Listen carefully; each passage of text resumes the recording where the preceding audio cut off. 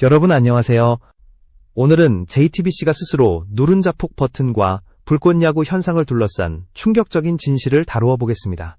방송국이 어떻게 황금알을 낳던 거위를 놓쳐버렸는지, 그리고 그 뒤에 감춰진 시청자의 분노와 배신감을 파헤치겠습니다. JTBC는 법적 권리를 행사한다고 믿었지만 실제로 상처를 입은 건 자신이었습니다. 단순히 불편함을 넘어선 거부감. 신고만 안 했어도 제방은 봤다. 이제는 그냥 노클릭이다 라는 말들이 쏟아졌습니다. 콘텐츠의 완성도보다 브랜드 자체에 대한 감정적 저항이 더 크게 번져나간 것입니다. 콘텐츠 시장은 법의 전장이 아니라 감정의 전장이라는 사실을 JTBC는 간과했습니다. 시청자는 더 이상 수동적 소비자가 아니며 누가 힘든가가 아니라 누가 믿을 만한가를 기준으로 선택합니다. 이쯤에서 잠시 말씀드리겠습니다. 제 영상을 시청해주셔서 감사합니다. 구독과 좋아요를 눌러주시면 제가 더 큰 힘을 얻어 더욱 깊이 있는 콘텐츠를 준비할 수 있습니다. 법적 소유와 감정적 진정성. 시청자가 클릭하는 건 과연 어느 쪽일까요? JTBC가 선택한 길은 승리를 향한 공격이었지만 그 결과는 자기 자신만 타격을 입는 자폭이었습니다. 따라서 지금 필요한 건 더 이상의 전투가 아니라 손절입니다. 바로 불꽃야구를 놓아주는 결단이야말로 브랜드를 지키는 첫 걸음입니다. 공격이 브랜드를 키우지 못하듯 지금은 속도를 늦추고 신뢰를 회복해야 할 시점입니다.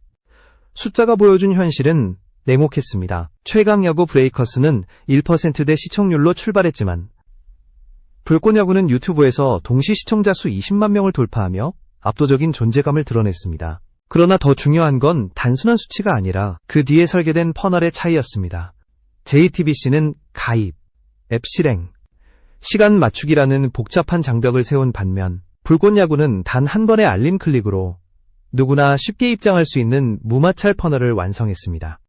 바로 여기서 JTBC의 치명적인 오판이 드러납니다. 브랜드를 지키기 위해 자폭 버튼을 눌렀지만 시장은 이미 감정의 언어로 움직이고 있었습니다. 시청자들은 법적 정당성보다 자신이 공감할 수 있는 진정성을 선택했고 결국 JTBC는 팬들의 마음에서 멀어져 갔습니다. 불꽃야구와 브레이커스의 차이는 단순한 시청률 격차로 설명되지 않습니다. 본질은 퍼널 설계였습니다. JTBC의 브레이커스는 진입 자체가 불편했습니다.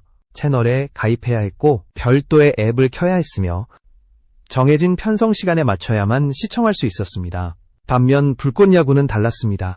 유튜브 알림이 울리면 단 한 번의 클릭으로 곧바로 입장할 수 있었습니다. 진입 단계에서부터 마찰이 없는 구조였던 겁니다. 그런데 진짜 격차는 그 다음 단계에서 벌어졌습니다. 불꽃야구는 입장과 동시에 팬들이 참여할 수 있는 라이브 채팅과 실시간 반응, 밈과 감정의 보상 구조를 설계했습니다. 시청자는 단순히 화면을 바라보는 존재가 아니라 함께 반응하고 함께 살아가는 참여자가 되었습니다. 감정이 오가는 루프가 형성되면서 방송은 하나의 생생한 경험으로 변했습니다.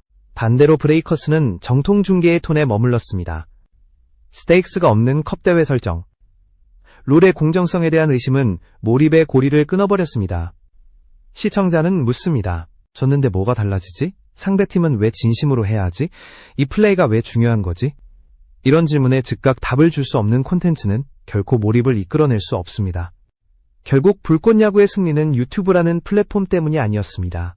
플랫폼에 맞는 설계를 했기 때문이었습니다. 클릭까지의 마찰을 최소화했고 시청 중 감정 곡선을 치밀하게 배치했으며 방송 이후에도 다시 회자할 수 있는 포인트를 남겼습니다. 그 결과 입장 감정 공유라는 세 가지 루프가 완성되었고 이 구조가 진짜 팬덤을 만들어낸 것입니다. 브레이커스는 이 감정의 설계를 완전히 놓쳤습니다. 기록은 남겼지만 기억은 남기지 못했습니다. 야구가 스포츠일 때는 기록이 중심이 되지만 예능으로 재해석될 때는 감정과 선택의 대가가 핵심이 됩니다. 시청자는 단순히 점수를 기억하지 않습니다.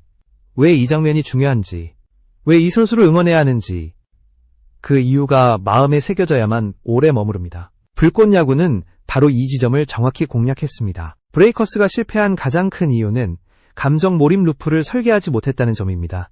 시즌2에서 복귀라는 서사를 꺼내들었지만 왜 지금이어야 했는지, 그 복귀에 어떤 대가가 따르는지, 누구를 위해 뛰는 것인지 그 흐름이 화면에서 전혀 연결되지 않았습니다. 시청자는 단순히 기록을 보는 것이 아니라 그 안에 숨겨진 의미를 찾습니다. 그러나 브레이커스는 교체의 배경, 번트의 맥락, 희생 플라이의 각오조차 그저 숫자로만 남겼습니다.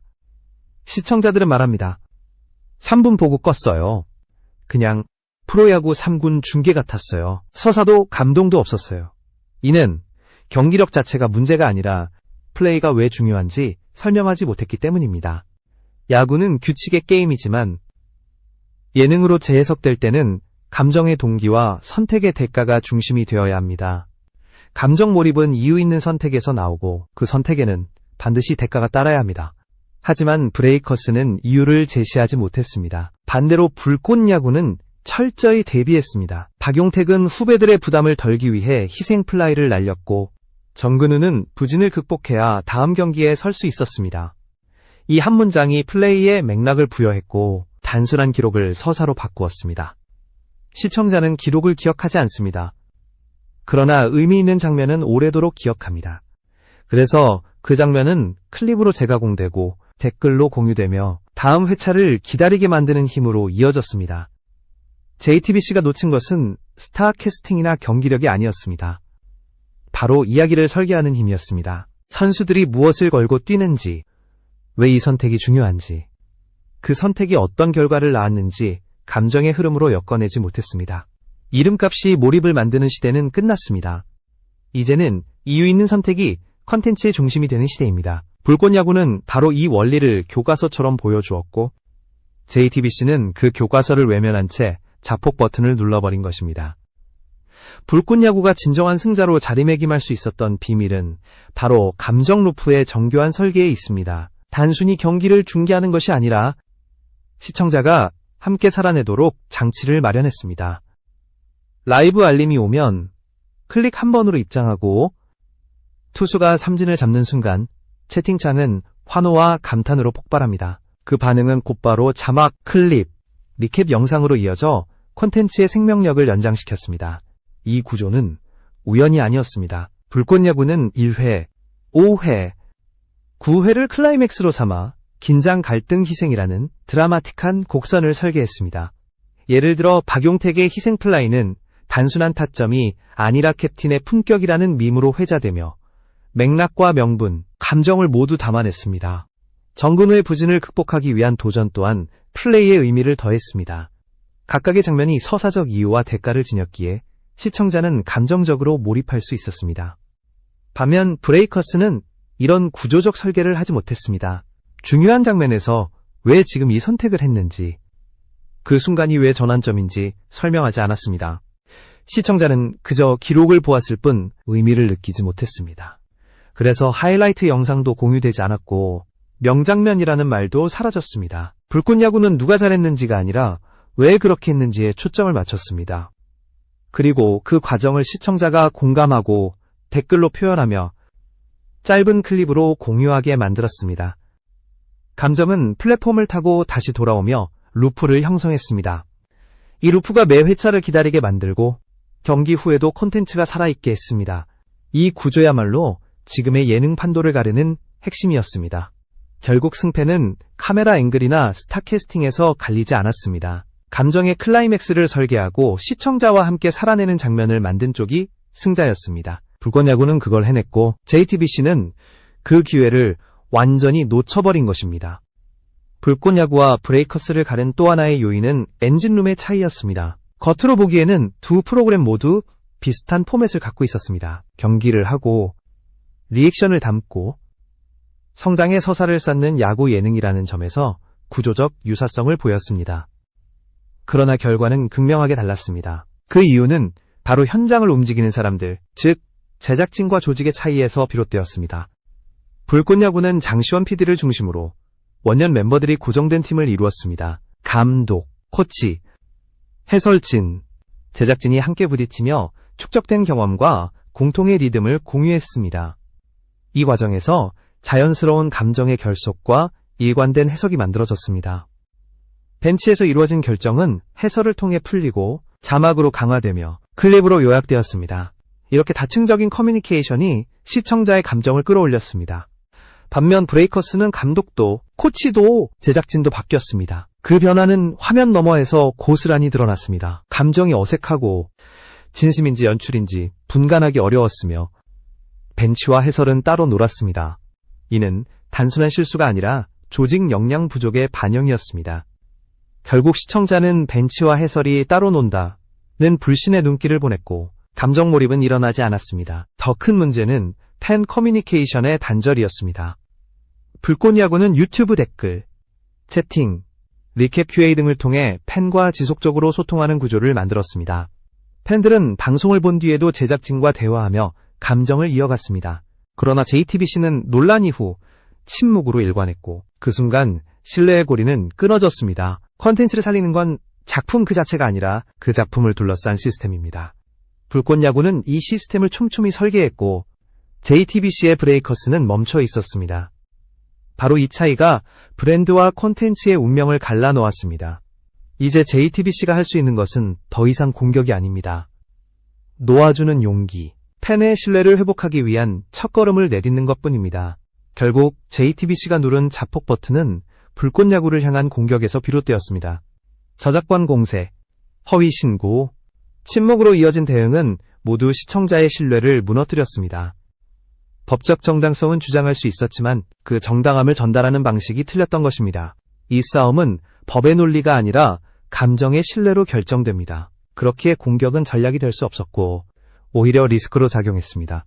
이제 필요한 것은 멈추는 용기입니다. 불꽃 야구를 더 이상 공격하지 않고 스스로의 컨텐츠를 다시 설계하는 것. 그것이 JTBC가 회복할 수 있는 유일한 출구입니다. 저작권 공세를 중단하고 브레이커스의 룰을 공정하게 리디자인하며 선수들의 선택과 대가를 감정적으로 설득력 있게 보여줘야 합니다. 이 세 가지가 충족될 때만 브랜드는 다시 신뢰를 얻을 수 있습니다. 무엇보다 JTBC는 자신의 서사를 다시 써야 합니다. 브랜드가 아니라 신뢰를 중심에 두고 시청자와 대화하는 조직으로 리빌딩해야 합니다. 시청자는 완벽한 브랜드를 원하지 않습니다. 오히려 솔직한 태도와 진정성 있는 전환을 원합니다. 우리가 지킨 줄 알았던 것들이 오히려 시청자에게 상처를 줬다면 이제는 놓아드리겠습니다. 이 한마디가 공격보다 더 강한 회복의 신호가 될 수 있습니다. 브랜드는 이름이 아니라 이유에서 탄생합니다. 불꽃 야구가 보여준 감정의 루프, 의미 있는 선택의 드라마, 팬과의 끊임없는 연결은 이제 야구 예능의 새로운 기준이 되었습니다. JTBC가 이 기준을 인정하고 다시 배우고 스스로의 콘텐츠를 재설계할 때 비로소 진정한 결국 회복이 중요한 건 시작될 숫자가 것입니다. 아니라 기억입니다. 기록은 잊히지만 의미 있는 장면은 오래 남습니다. 여운이 남는 콘텐츠만이 다시 돌아오고 팬을 붙잡습니다. JTBC가 놓아주는 용기를 선택할 때 새로운 브랜드의 서사는 다시 쓰일 것입니다. 그리고 그 순간 시청자들은 또 한 번 진정성 있는 콘텐츠를 클릭할 준비가 되어 있을 것입니다.